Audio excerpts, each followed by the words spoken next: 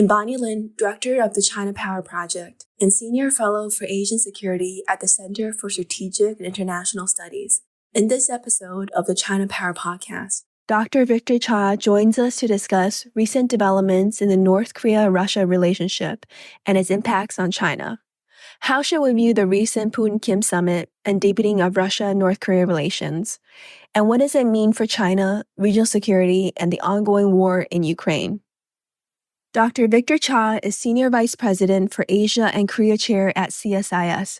He is also the Distinguished University Professor and Professor of Government at Georgetown University.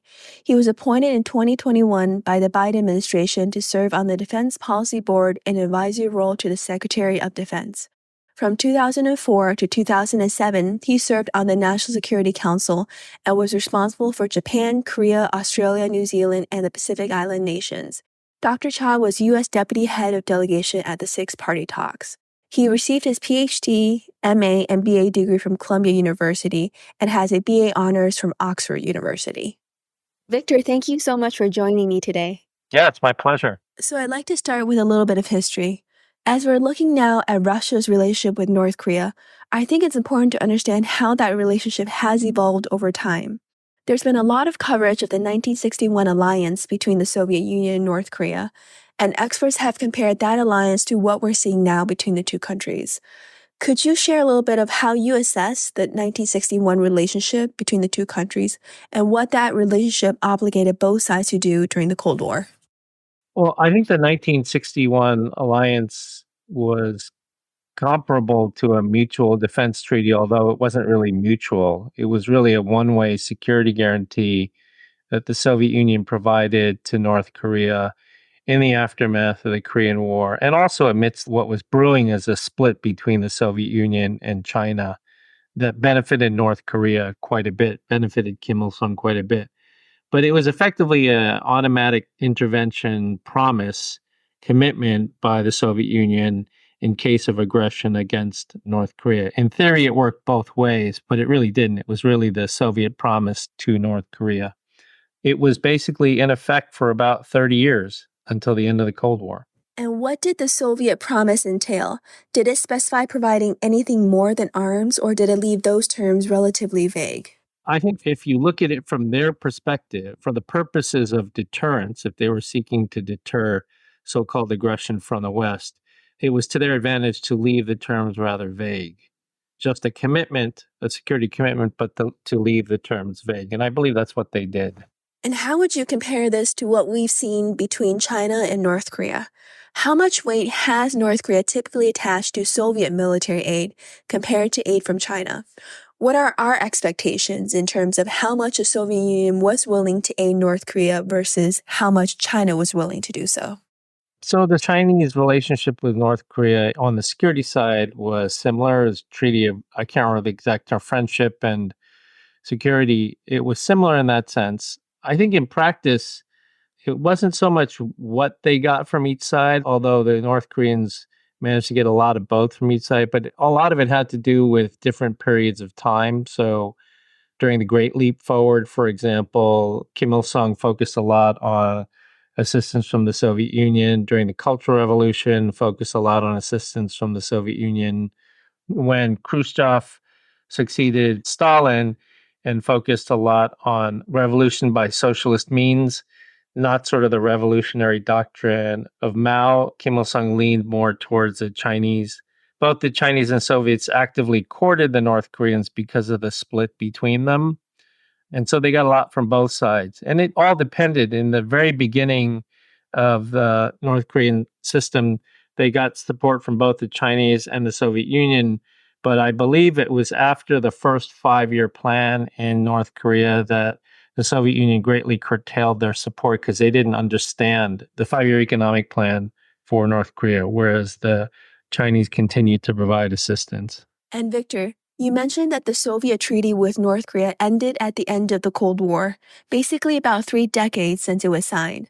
But my understanding is that the China-North Korea treaty is still in effect. So as you look at what has happened since the early 1990s to now, has there been more expectation from North Korea's end that China would provide it with military assistance in the event of a contingency rather than Russia? I think certainly after 1990, that was the case. When the Soviet Union normalized relations with South Korea in 1990, it came with a $3 billion loan agreement that South Korea provided to the Soviet Union. And I believe Yeltsin around that time actually said that the security guarantee was no longer valid. So I think from a North Korean perspective, that deprioritized Russia in terms of thinking of them as a security patron. Didn't completely disqualify them, but certainly deprioritized them. But then 2 years after the Soviet Union, China normalized relations with South Korea. And while they did not openly negate elements of their relationship, the North Koreans were extremely upset that the Chinese did that. Even though Kim Jong il was not in power yet, right? His father was in power and would be in power for another 2 years after China normalized relations with South Korea. Kim Jong il, the eventual successor, was extremely upset with what China did. And even though they still were security partners, I do not believe that Kim Il sung or Kim Jong il made a trip to China for the next decade. In name, after 1990, the primary security partner was China, but that was also suspect for these other reasons. Thank you, Victor. This gives us really good background and context to try to understand what we saw recently with Putin's trip to Pyongyang. And you wrote a recent article about the Putin-Kim meeting. Could you share with us your perspective of why was this summit and the travel by Putin to North Korea so significant? And what were your major takeaways? So it was significant in the sense it was the first time in over 2 decades that the Russian leader had gone to North Korea. And it was a return visit for a visit that Kim took less than a year prior to that. In the context of what we just discussed, the agreement that was reached between the two, certainly written differently from the Cold War agreement, but in all effect, it is very similar to the Cold War agreement in that it's a rejuvenation of North Korea Russia security ties and a mutual security agreement between the two. The language in it is pretty clear. It says that if the other is in war, then a partner will provide military and other assistance without delay, by all means possible, in accordance with Article 51 of the UN Charter, which is related to the right of collective defense. So this is effectively a security treaty between the two sides.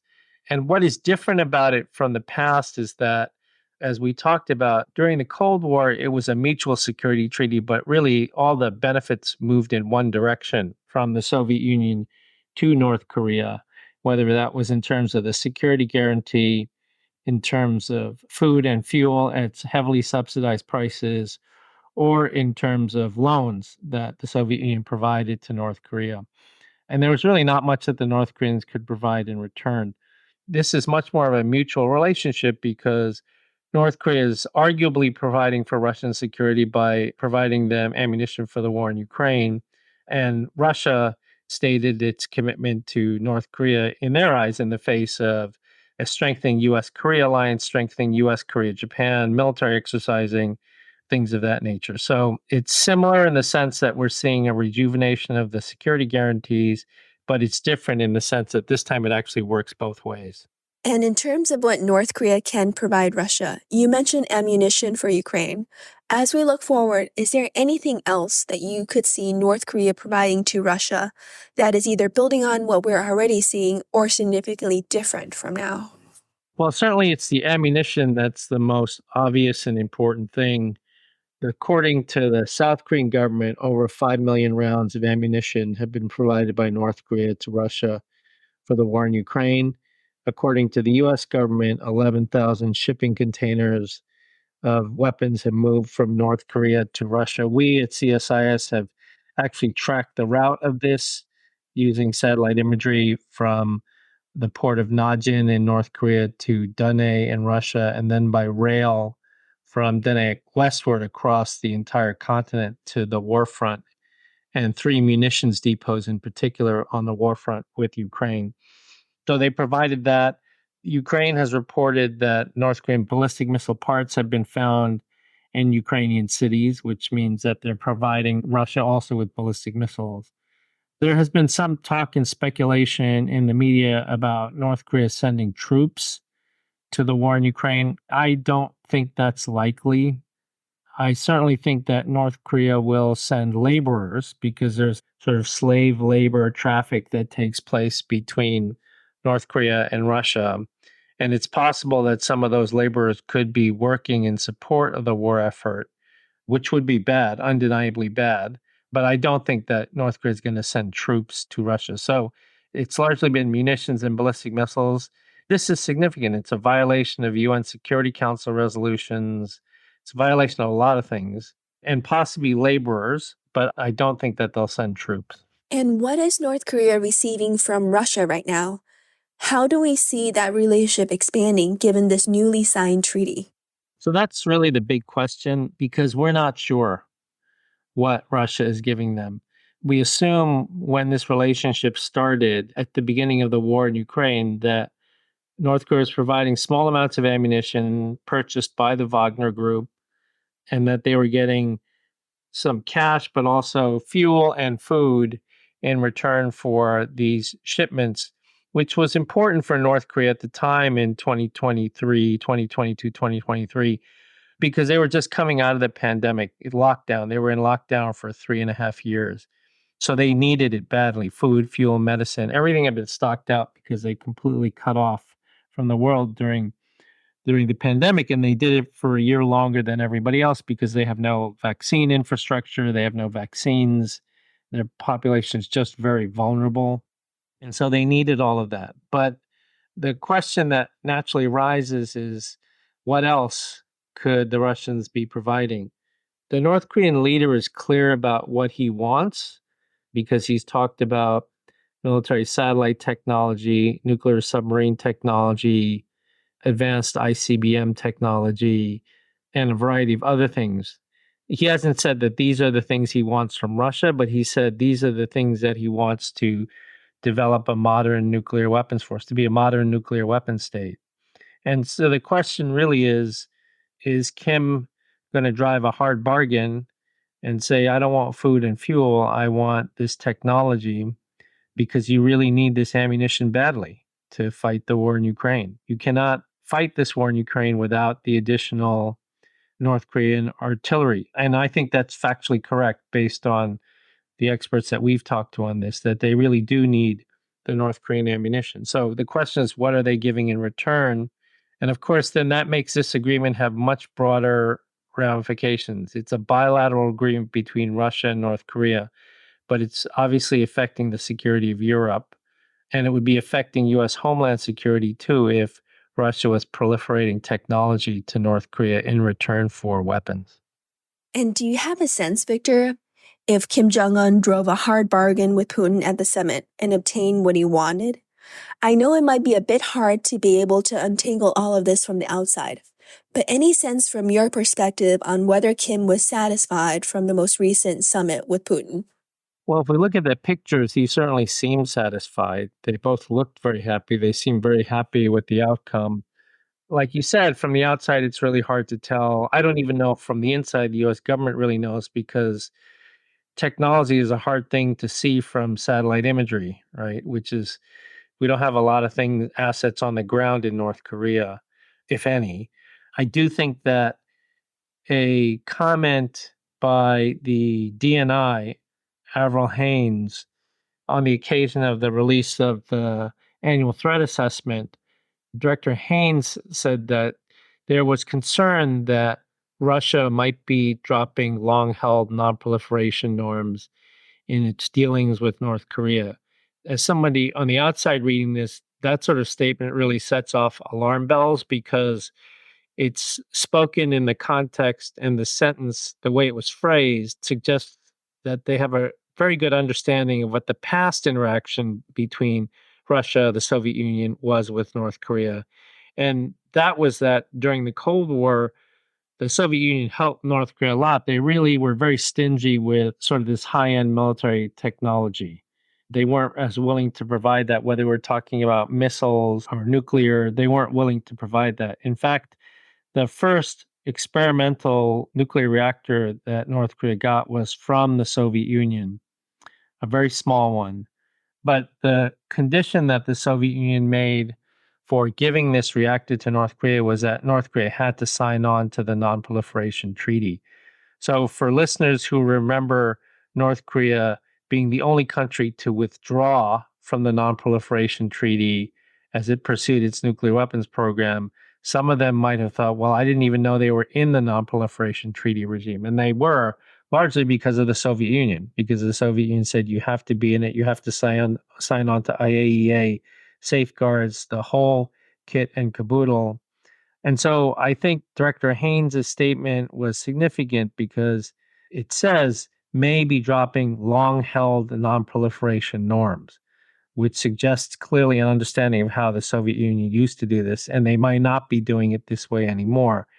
And the reason for that, of course, is that Putin needs the ammunition, and Kim Jong-un may drive a hard bargain. I mean, that's sort of the realpolitik, autocrats dealing with each other, right? I mean, he knows he needs this ammunition to maintain, a daily burn rate of 10,000 rounds of ammunition a day on Ukraine.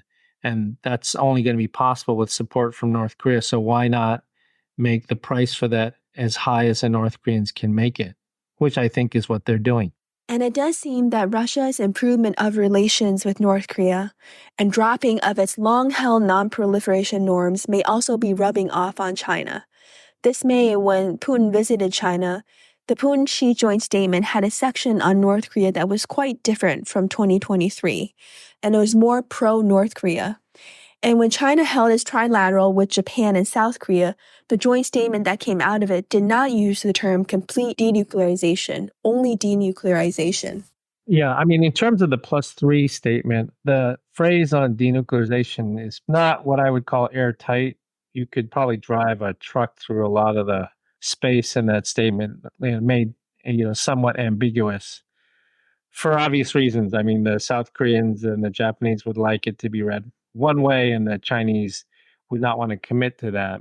But still, even though I think it afforded China a bit of room, the North Koreans still came out and they were very upset with it. And they were very upset with China on it because it was a statement by the three that included, just for the fact that it included the term denuclearization, even though it didn't, as you said, Bonnie, it didn't say complete denuclearization.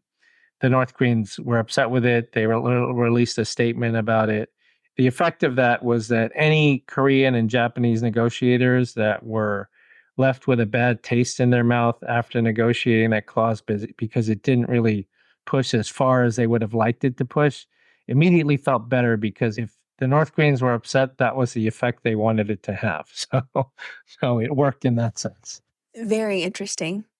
I did want to go back a bit and try to understand what else Russia could provide North Korea, and this might be a bit hypothetical, but if we were to envision a contingency on the Korean peninsula, do you think the new treaty signed between Russia and North Korea would obligate Russia to provide certain types of support, and would Russia actually provide that support from your perspective? So if we go by the letter of the agreement that the two leaders inked, Russia is obligated to provide military and other assistance to North Korea in case North Korea was under attack in a war. Whether they would actually provide that, we don't really know. During the Korean War, Stalin was certainly involved in the war, but he sort of kept an arm's length distance from it, providing technical assistance, providing some military equipment, having Soviet pilots in the sky trying to provide some protection for North Korean and Chinese troops. And it was Chinese troops that were on the ground during the fighting. Stalin did this to basically avoid escalating to World War III with the United States. This is a different position for Russia because they've clearly stated that they will support North Korea if North Korea were in a war with military and other assistance. The other assistance is ill-defined, but it could be everything from troops to fighter jets. We just don't know. But it's meant to have its deterrent effect. The other thing that's worth noting is that this is a security relationship that has been signed between the two sides by two countries who are nuclear powers, and both of them have stated that they would consider first use of nuclear weapons. Russia, in the case of Ukraine, to try to deter NATO involvement. Shortly after that, the North Koreans made a similar statement about conditions under which they would consider first use of nuclear weapons. And so that is, of course, different from the Cold War as well.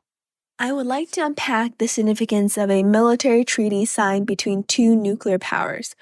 I'm having a little trouble wrapping my head around what the implications of that are. With this treaty now in place, does that mean both countries would support each other more if one or both of them use nuclear weapons? I mean, it's hard to know what the implications are, but it's clear what we're talking about, right? We're talking about two countries, two leaders that signed an agreement to sign up to defend each other if the other were in war, both of them having nuclear weapons and both of them having espoused at one point or another that they did not rule out the first use of nuclear weapons, largely to deter the other side from getting involved in a conflict. What does this mean? We don't really know exactly what it means. The danger, of course, with North Korea is that they continue to build up their nuclear weapons program while their conventional military continues to decay with very little training, very little fuel, all these sorts of things. I mean, arguably their ammunition stockpiles have gotten much better because in supplying the Russians for the war in Ukraine, they were able to get rid of all their duds from the 1950s, and I'm sure are producing new ammunition today that they're both stockpiling themselves as well as giving to the Russians for the war in Ukraine.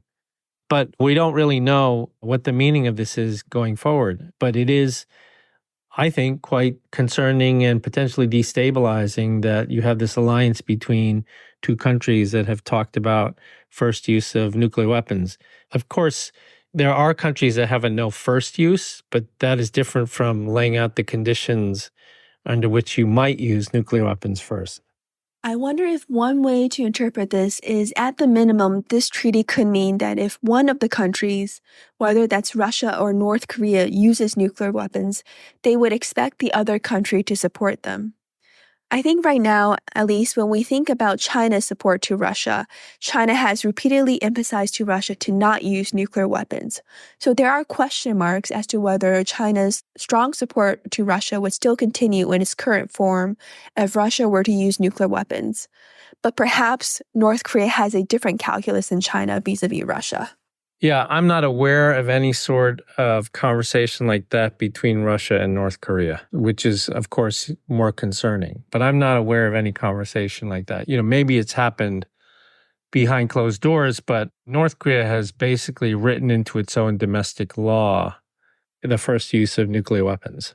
And Victor, before we transition to looking at how China plays into North Korea's calculations for strengthening relations with Russia, I do want to ask you a broader question. With this new treaty now between Russia and North Korea, to what extent do you expect North Korea to be even more emboldened, to be even more provocative? Or do you think North Korea is already as provocative as it can be? It's a really good question, and it's not one that we have the answer to. The short answer is that, yes, theoretically, North Korea's risk acceptance goes up now that it knows it has the backing of Russia to deter any other sort of activity on the other side. So theoretically, that's the case. I mean, what we do know empirically, based on the data that we've collected, is that North Korea is really going to be very active in 2024 in terms of their belligerent behavior in part because it's a U.S. election year, U.S. presidential election year. And we always see the level of provocations by North Korea go up in a U.S. presidential election year, particularly under Kim Jong-un. It goes up fourfold from his father during U.S. election years. So that's something we expect to see. Now, whether this security treaty with Russia creates even more reasons for them to be even more provocative, we don't really know the answer to that. I feel like what North Korea is doing lately, some of it is, of course, testing new capabilities. They've been recently trying to test a multiple reentry vehicle, much larger warheads on ballistic missiles, 4.5-ton sized warheads on ballistic missiles, things of that nature.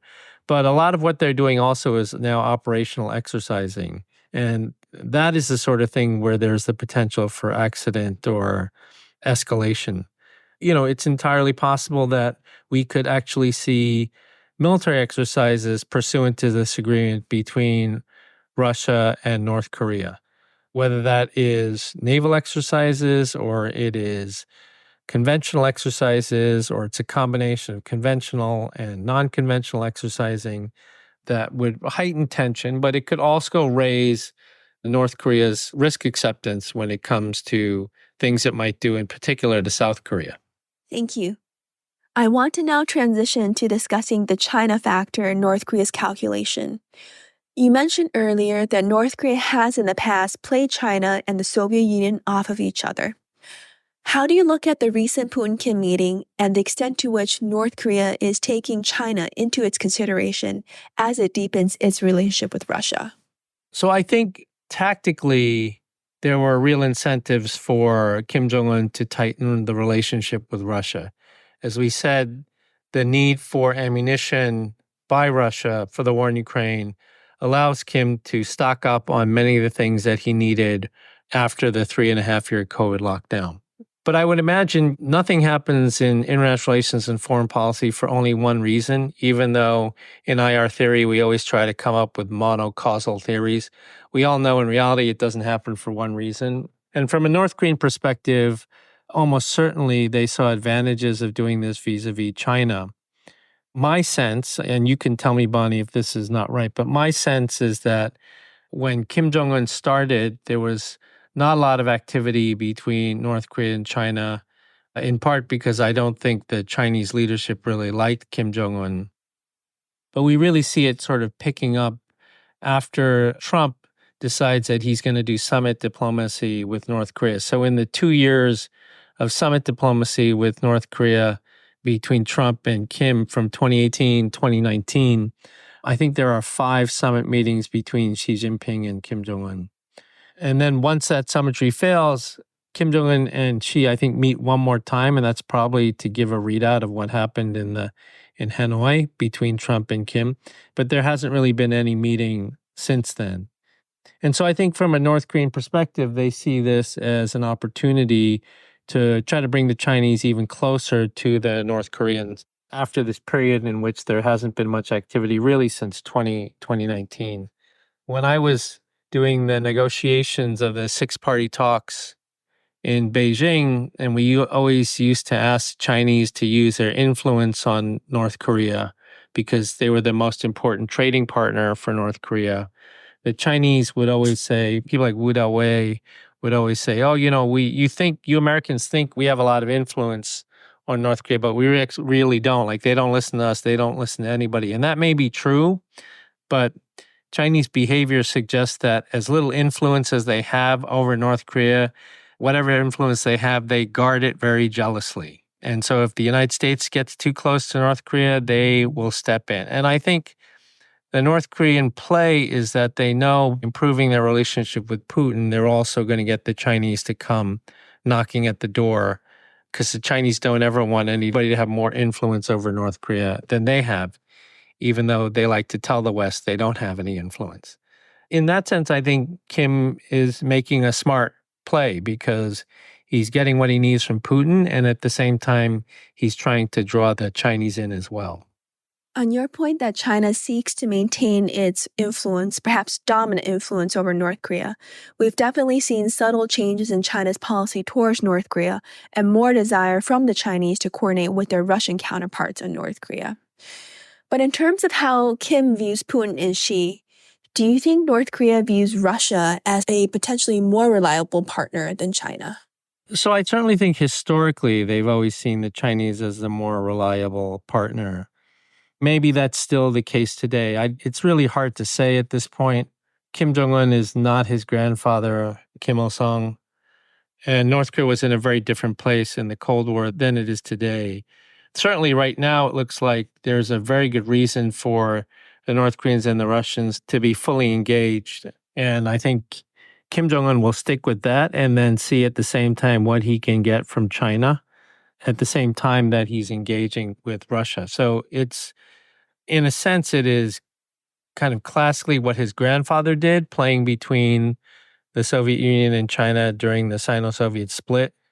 In this case, though, it's not so much as a split, it's that they're leveraging the fact that they know the Chinese get uncomfortable when the North Koreans get too close to the other side, whether that is Russia or the United States. And so I think Kim will leverage that for as much as he can.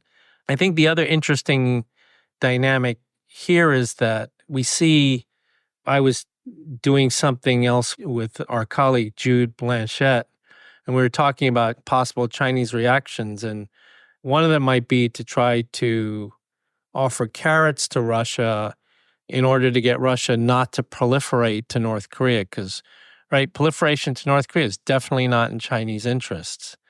And so one idea is, well, maybe the Chinese will try to incentivize the Russians not to proliferate to North Korea. That makes sense on a one-dimensional chessboard, but it doesn't make sense on a two-dimensional chessboard because the United States and the Europeans are not going to be very happy if China is increasing their support for Russia to prosecute the war in Ukraine. So that, there are many different angles to this that have not been carefully worked out, but at the same time, it does show that this agreement that they've reached has, in many ways opened up a lot of options for North Korea and Russia that they certainly did not have before. Thank you, Victor. I want to spend the last couple of minutes discussing the implications for the United States and our allies and partners. From your perspective, looking at the results and the immediate aftermath of the Putin-Kim meeting, how should U.S. allies and partners respond to this most recent summit? Well, I think the U.S. government has responded as you would expect. They're not happy with this.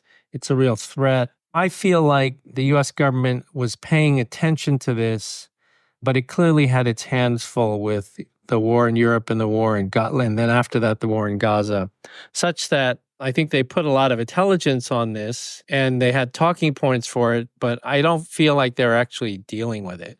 And now they're forced to deal with it, not just keep throwing intelligence assets on it and carving out some talking points, but they need to sort of develop policy now to deal with this. And I don't think there's a direct answer to dealing with it. There's no direct answer to trying to disrupt DPRK Russia military ties. Very hard to do. PSI type activities, very hard to do with the way the weapons are transported. Unless we want to start a war with Russia, it's very difficult to intercept all of this or to stop it.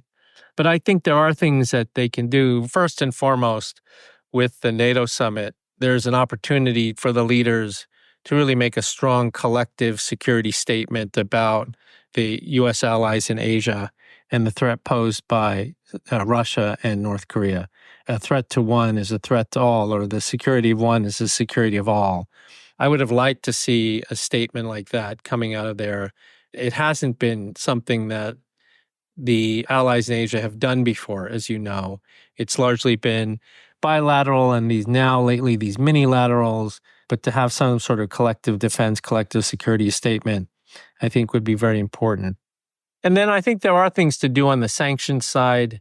We know that a lot of ammunition, a lot of equipment, a lot of satellite equipment that the North Koreans and the Russians have are not completely indigenously produced by Russia and North Korea. Like, they come from all over the world. So really trying to clamp down on that sort of activity, I think, would be appropriate and important.